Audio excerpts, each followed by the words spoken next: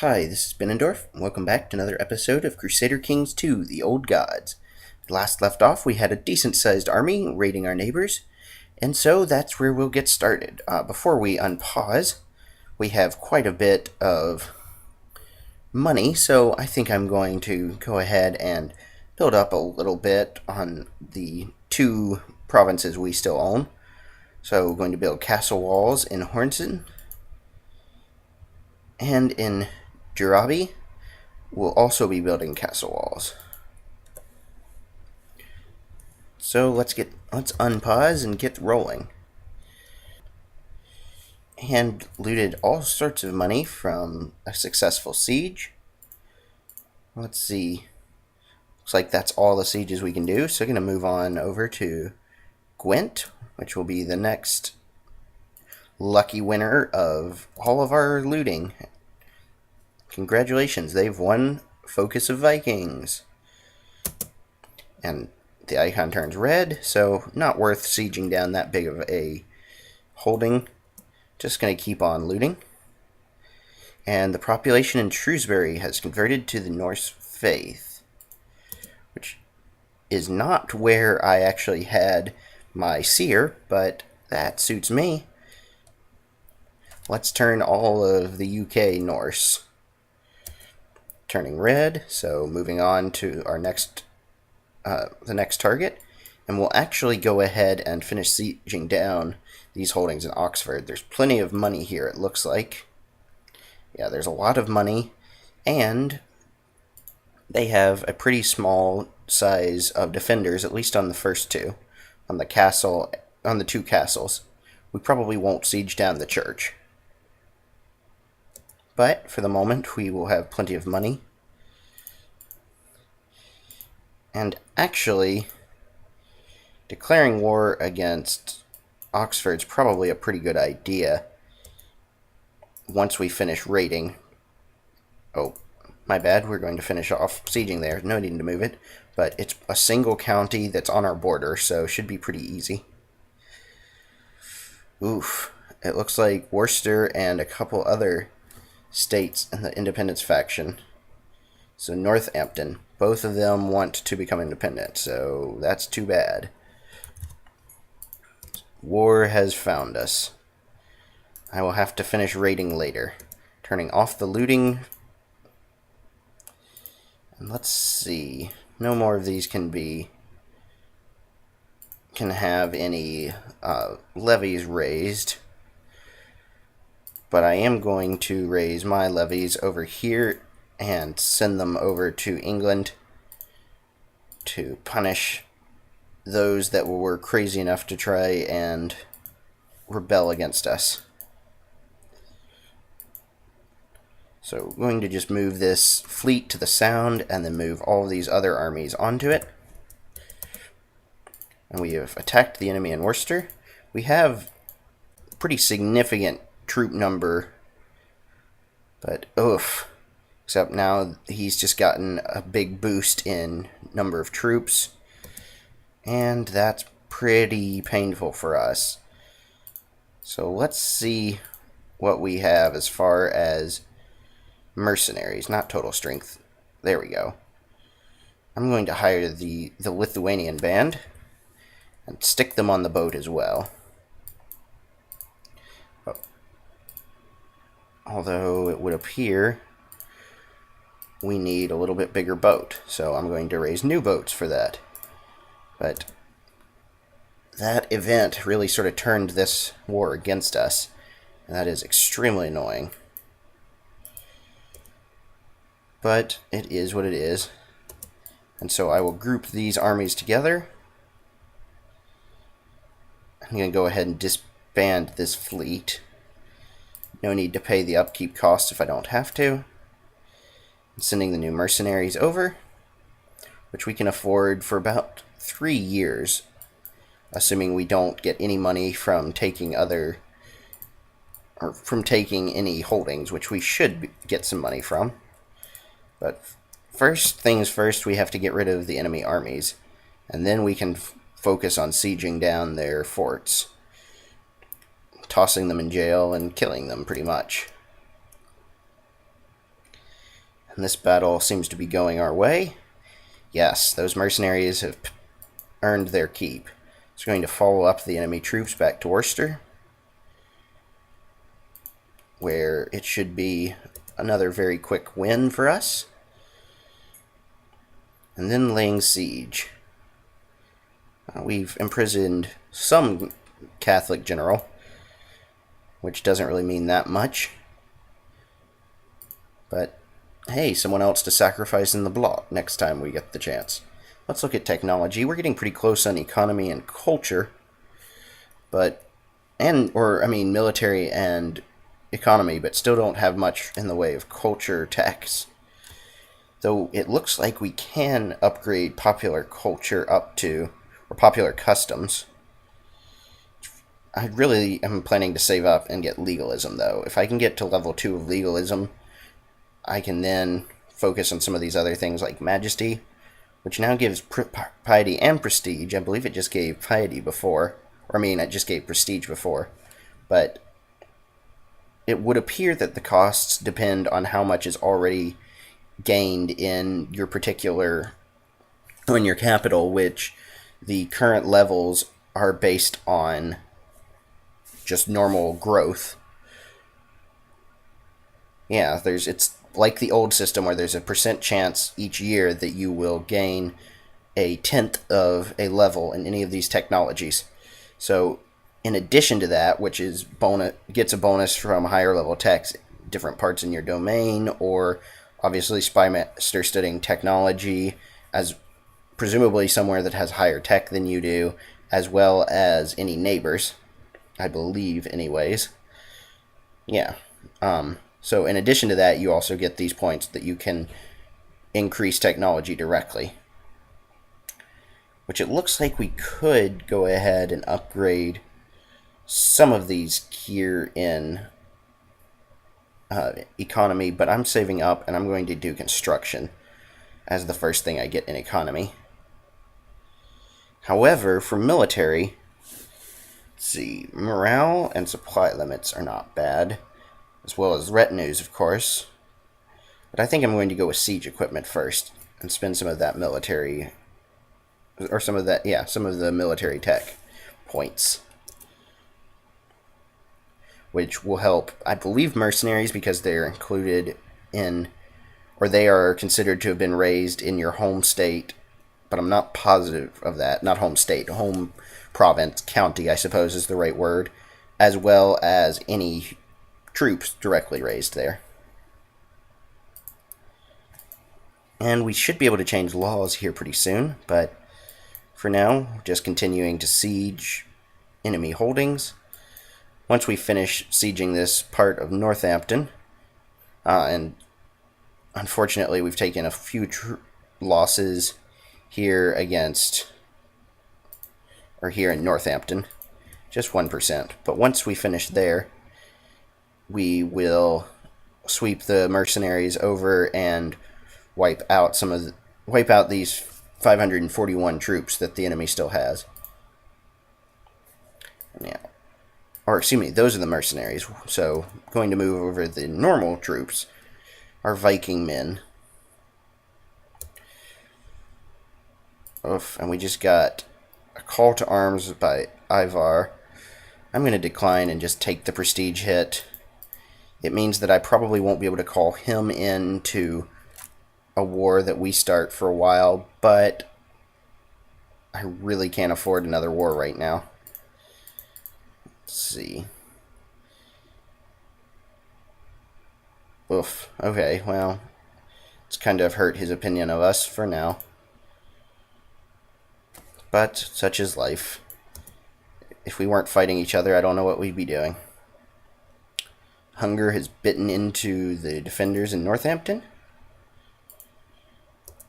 And their men, 530 of them, are trying to siege down our other holding here on the islands, or our only holding here in the UK.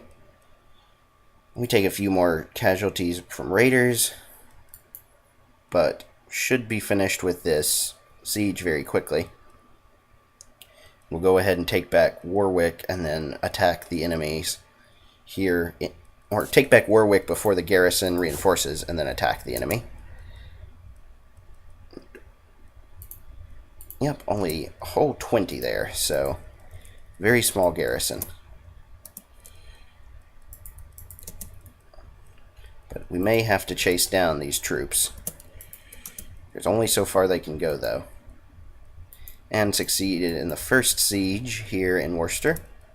Means we are beyond the 50% mark on war score. It will soon we will have won this war. And we managed to kill one of their generals. I don't even know who that guy was. I don't think he was important, but you know, it's always nice to kill somebody, I suppose. And that was a huge chunk of war score that we just gained from that, but we completely wiped out the enemy troops. So I'm going to go head this army back to Northampton. And just going to hold out and slowly siege down these holdings now. Worcester has surrendered. So I am going to accept, which imprisons him, and I am his heir, so I'm going to leave him imprisoned for now. His wife's not pregnant. I wonder if I can take his wife as a concubine. No, I cannot. But his wife's not pregnant, so I'm just going to let him rot in the dungeons for a while. I don't have any more domains, extra domain size, so there's no reason to really take him yet. Let's see, mercenaries can't loot. And let us see. The Count of Northampton as well. That's very useful. I was not aware that... I don't believe in the older ones that, or before the old gods, everybody that rebelled against you was imprisoned, so... Wow, and despite the fact that he is imprisoned, he's a big fan of me. That's actually quite humorous. But let's send these... Well, let's see. Should we send the mercenaries home? This bit of Wales is completely unowned or undefended other than a small army, so... Yeah, I'm going to go ahead and send this army home. But declare war, and... Oh, I can only do for conquest of the nearest county. But that's okay. Have to grow somehow. And we have received a call to arms. Oof. And are now at war with Wessex as well. That was very unfortunate timing. But I'm going to raise all of the armies here. And then gather up all of the troops I have here in the UK. And group them together. Other than the mercenaries, of course. But I'll group them together and just sort of fight a defensive war until we finish off this bit of Wales. One of our prisoners is complaining, so let him rot. I care nothing for their complaints. I'm a Viking. Why would I care what they have to say? I'm going to go ahead and add some nice leaders to this stack over here. And send all of these troops here in Denmark onto the boat so that they will join up, and we'll have a pretty good sized stack. It's looking like the enemy army's trying to move over here and break our siege of Gwent, so I am going to send the army of Egil over to try and help. They may be late, but they might also end up winning the battle, despite getting there a little late. Reinforcements, I just need the mercenaries to hold out, and I have a nice defensive bonus from being both in the hills and for the enemy crossing the river, I believe. Plus, I will be sending the Jyllander army to assist. I'm going to disband this fleet, no reason to pay the upkeep and all of that. And this may be a very decisive battle. Why, yes it will be. I'm going to move the Jyllander army, which I will put some new characters in, which very nicely, it would appear that only unassigned possible generals now show up when you try and appoint leaders, which before the old gods was not the case and caused a lot of annoyance. And let's check through. It looks like we have some better counselors to appoint, at least for Chancellor. Steward is 16, so I'm going to appoint my heir because he has become steward as the ambition, which means he will jump up to 17. And I'm going to toss him to collect taxes here in my homeland because I really could use a little bit of extra tax. And our marshal's currently leading troops, so everybody else is sort of doing their own thing and doing it pretty well. Going to combine these armies. And we have successfully caught the enemy in Gloucester. Oh. Our courier the Count of Northampton has passed away in our dungeons, which means that we have inherited his land. And we didn't wipe out too many of the troops, so I will follow up here in Essex. And it looked like we were going to lose the county of Northampton, but it looks like that was just temporary. Maybe it took it a day to say, oh hey, this is who we should give it to, specifically me, or rather my heir.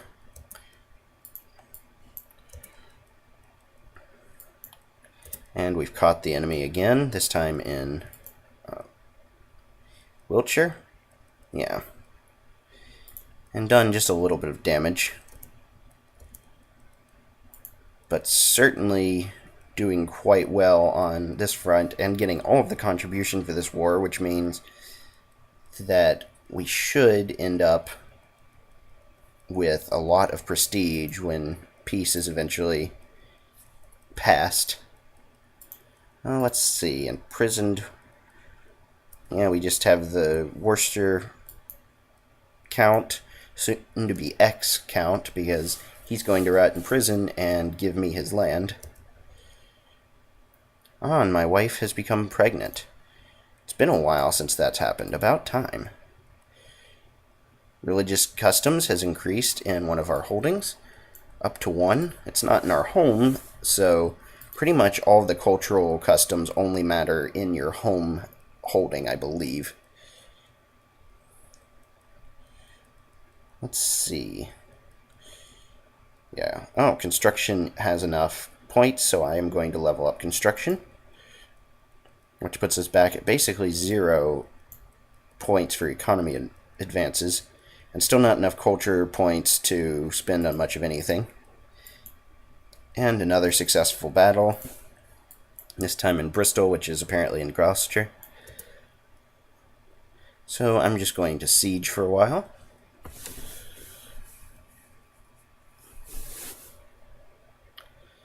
Because it would appear that I've pretty much completely destroyed the power of Wessex. Once I'm done taking this bit of Wales, I will move all these troops to actually help Wessex. And it looks like somebody wants to be steward, but I don't really want to alienate our son for a lowborn courtier, so I'm just going to tell them to give the current steward a chance. He seems to be doing a decent job anyways. Ooh, and I can imprison this person who has been found to starting a plot. He is, however, I don't really care. If he can plot and take away from the bishop, neither of them really like me, so I don't care which of them is my vassal. So I'm going to ignore that for now. And there we go. A successful siege in Gwent. 1 down, 2 to go. Yet the war score is still at 0. That's interesting. Oh, because we're not the ones that are sieging it. Well, screw that then. Moved to a different county, and I'll take something that will actually give me some more score. Ooh, the King of the Magyars has done something. And let's see. Surprisingly, considering that everyone's talking about how successful the Magyars have been again in general, they haven't taken any of Bulgaria, and in fact may have given up a little bit here. So I'm not exactly sure how they start. And other than that, it looks like the world hasn't changed that much. Aquitaine perhaps has freed itself from West Francia, but I'm not sure whether or not West Francia starts with Aquitaine. But Lotharingia is doing quite well. I think that's how you pronounce it. Great Moravia is doing decently. Very successful little kingdom over here. And it looks like good old Rurik has added a lot of land. Not as much as he has historically, but he also still has time. And his ambition is to become King of Rus. He has extremely high stats, so I expect him to be wiping out a lot more of his pagan neighbors and taking some more land. His wife's also pretty young, so he might even get another son, but unfortunately it would appear that his oldest son, who was also very powerful in martial ability, had died. So just a little bit of an overview of the intrigue going on across Europe. It is Crusader Kings, so if there's one thing it has, it's intrigue. And a son has been born. Perhaps he won't live very long, or perhaps he'll be better than my current one, in which case I may have to assassinate or otherwise get rid of one of my heirs so that titles are not lost. Because as it stands, we are going to lose 2 of these titles to our younger son when our current son inherits.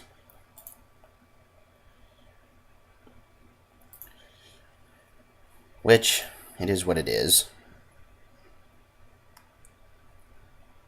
And, ooh, we have imprisoned the husband, or the wife of the Earl of Gloucester. And she's only 25.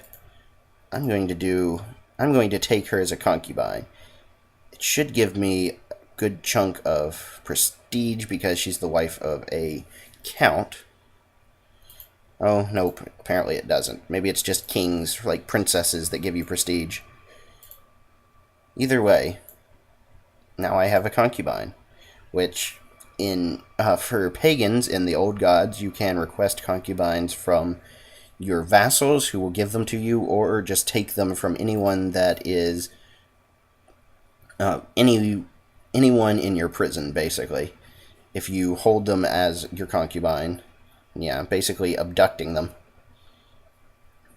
So you can see, minus 50, so they're not real happy about being abducted.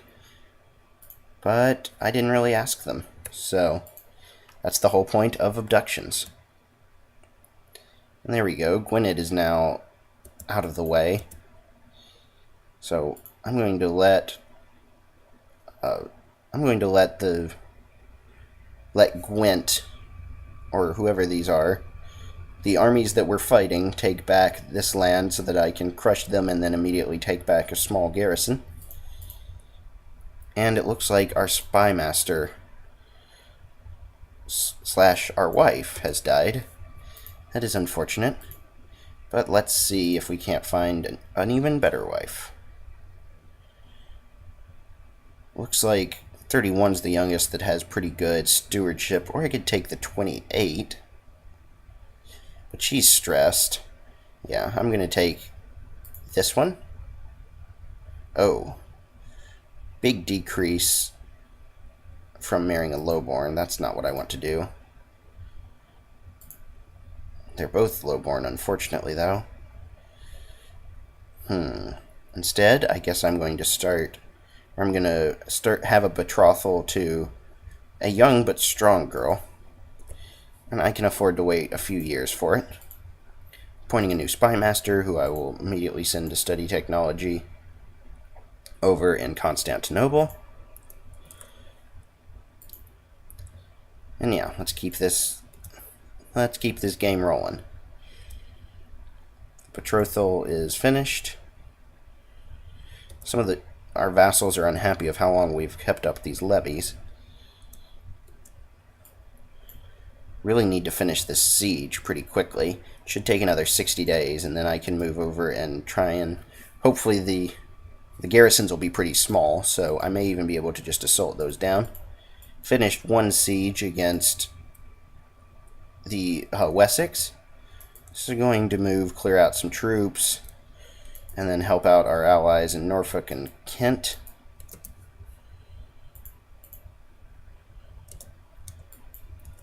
Come on, finish the siege.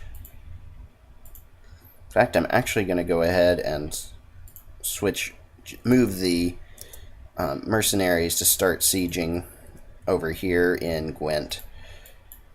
It will slow down how long it takes me to finish this siege that's currently ongoing, but if it speeds up the siege here in Gwent by quite a bit, it will be worthwhile. And we have caught the enemy out in our land. A small group of enemies anyways, and beaten them pretty handily.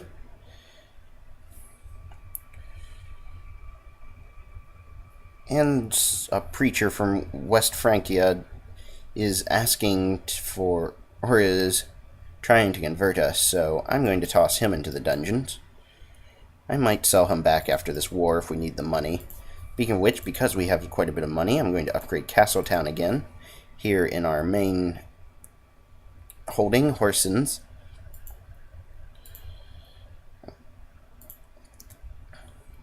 And still having this army of 950 move around and clear out some enemies that are hanging out in our land here in Mercia.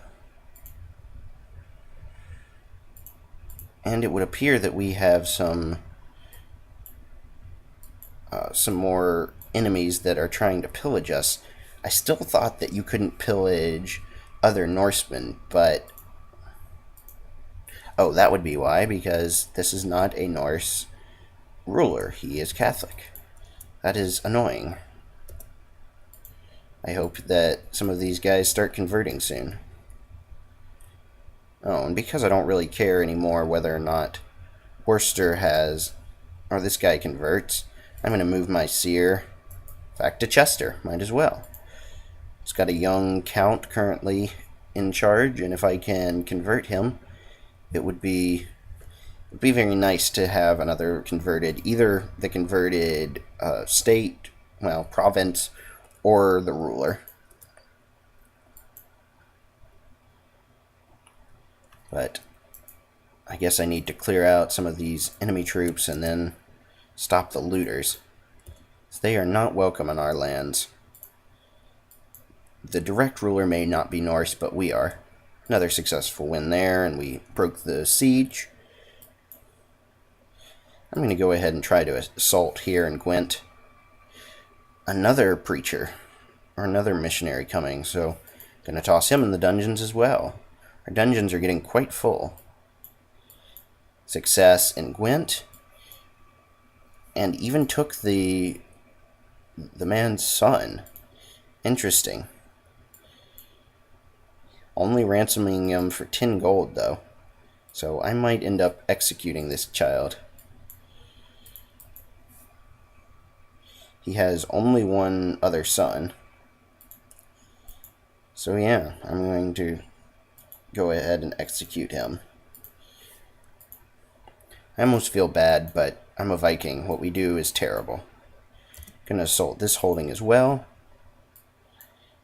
Took quite a bit of a success, and then I need to actually siege down the last holding, which will be a church. But both of our wars are going quite well. And unfortunately the Vikings have disappeared without a trace. Those pesky raiders. We'll get them next time. Sound like a Scooby-Doo villain. We'll get those raiders next time. Just imagine me shaking my fist at them. And another successful siege here. Ooh, and it won't take too long to siege town Swansea.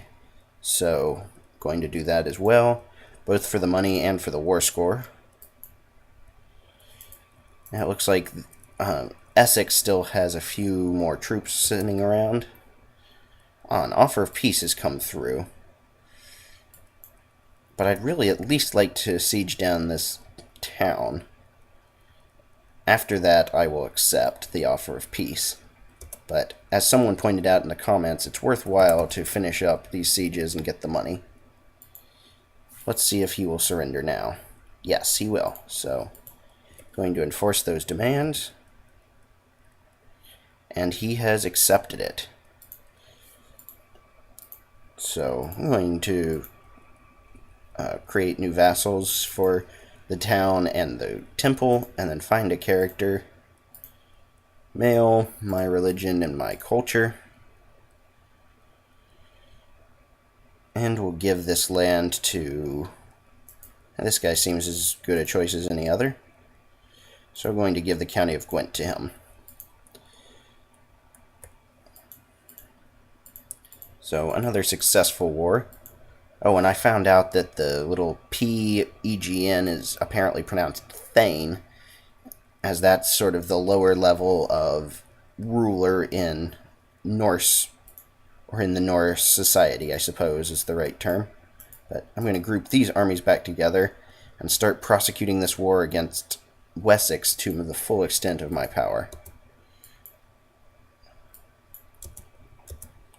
So, merging those. And sending them on to Wiltshire. And we should still... Yeah, we still have a large part of the war score. So I'm going to take a bit more of this land, and then we'll probably just go ahead and loot some more. In fact, actually, I don't know why I'm going to split off the mercenaries and let them do sieging while the rest of my units are just going to go ahead and loot. After all, what better time than a war to loot?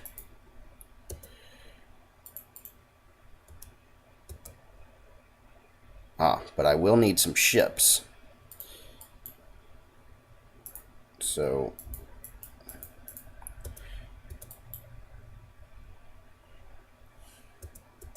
there aren't any nearby ships. There will, however, be some near Sussex. So I'm going to raise some more ships so that I will have enough to put all of this gold I will be taking. And need to pull them back to actually friendly land. There we go. So I am now looting all of this gold. And switching this one over to a looter as well. I'm going to put my king in charge. Let's go ahead and loot some more of Wales.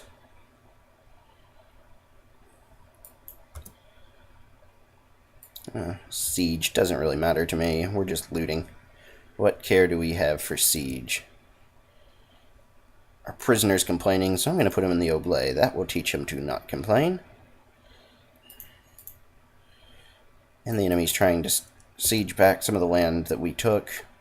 But this war will soon be over in our favor regardless. Finished up the siege here in Palace.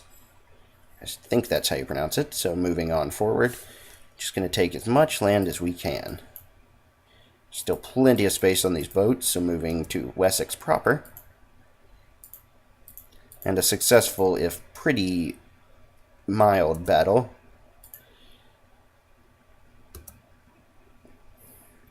And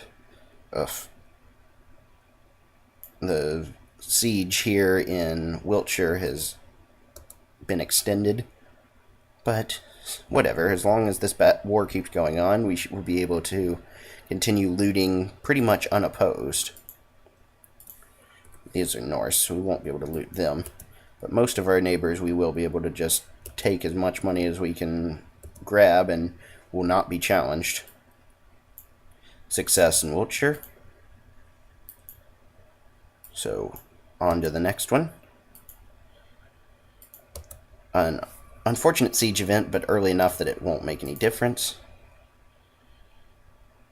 And moving on to Dorset, which is our next target.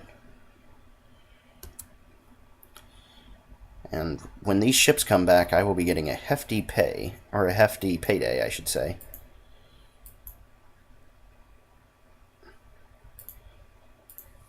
And here's some Anglo-Saxon, or some Catholic allies of our, or Catholic underlings, I suppose, of a Norseman. So we'll try and take some money from them. Oof, our king has become ill. That is unfortunate. I'm going to replace him with a different military leader. Hopefully he will go back home and get better. But another successful siege in Wiltshire. And the Dorset troops have finished taking everything they can get outside the walls. Oh no, I cannot. Oh, I couldn't siege because they were allies in a war. Now I can. But it would appear that the war has been won. But why are we still sieging? I'm not entirely sure why we are still sieging.